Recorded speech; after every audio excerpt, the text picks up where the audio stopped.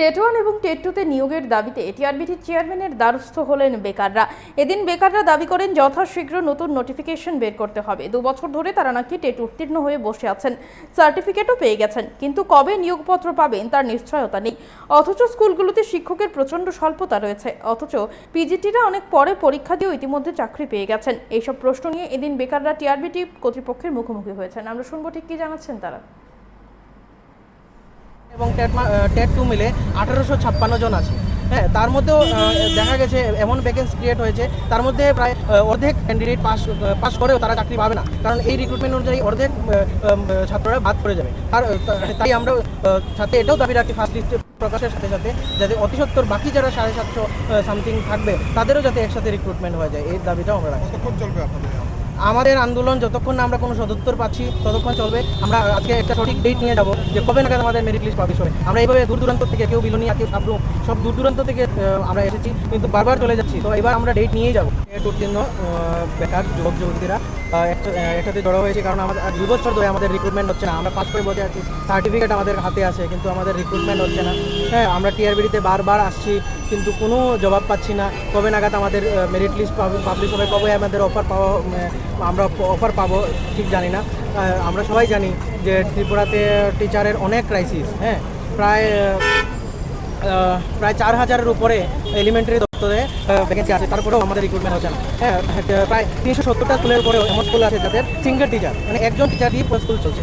হ্যাঁ, তারপরে গত 2 জুলাই সেন্সাসের জন্য প্রায় অনেকগুলো টিচার সেন্সাসের মধ্যে নাম গিয়েছে, যার মধ্যে দেখা গেছে যে কিছু কিছু স্কুল 4 জন টিচার আছে, তার মধ্যে 2 জন এই সেন্সাসের জন্য চলে গেছে, মানে আগামী দ্বারা 2 মাস এই স্কুলে আসবে না। হ্যাঁ, তো ওইগুলো স্কুলের কীভাবে পঠন পাঠন চলবে? তো তার সাথে অনেকগুলো স্কুলের টিচারগুলো বিএলওর কাজে যুক্ত, ওরা ক্লাস করতে পারছে না। হ্যাঁ, তার সাথে অনেক প্রশাসনিক কাজের সাথে টিচাররা যুক্ত আছে।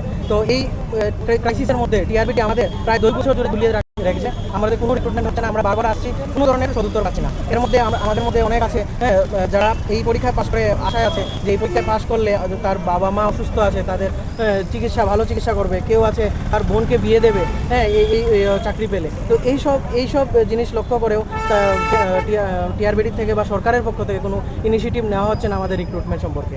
তাছাড়া আমরা দেখছি যে আমরা পরীক্ষা দিয়েছি 2025 সালের এপ্রিল মাসে, কিন্তু আমাদের প্রায় 8 মাস পরে জানুয়ারি মাসের দিকে পিজিটি পরীক্ষা হয়েছে, যেটা 11-12-এর। ওরা গত মাসে অফার পেয়ে গেল, কিন্তু আমরা কি ভুল এমন করলাম যে এখন অবধি আমরা রিক্রুটমেন্ট পাচ্ছি না? আমাদের এক্সাম এত আগে, 8 মাস আগে, তাদের এক্সামের 8 মাস আগে হওয়ার সত্ত্বেও আমরা রিক্রুটমেন্ট পাচ্ছি না।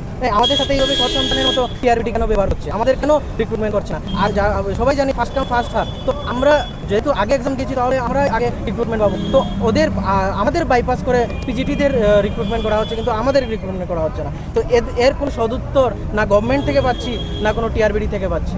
তো এর জন্য আমরা বারবার মিলিত হচ্ছি, টিআরবিটির প্রত্যেকটা স্টাফের সাথে আমরা কথা বলছি, কিন্তু কেউ বলতে পারছে না কবে নাগাদ আমাদের মেরিট লিস্ট প্রকাশ হবে। তো এই নিয়ে আমরা সবাই মিলে চেয়ারম্যান স্যার এবং সাথে সিএম স্যারকে সবাই জুড়ে আমরা রিকোয়েস্ট করছি যে আমাদের প্লিজ মেরিট লিস্টটা প্রকাশ করুন এবং খুব তাড়াতাড়ি আমাদের অফার প্রদান করুন, কারণ এক তো টিচারের ক্রাইসিস আছে, তার সাথে আমাদের বেকারত্ব দিন দিন, আমরা প্রায় 2 বছর ধরে পুরো বেকার আমরা।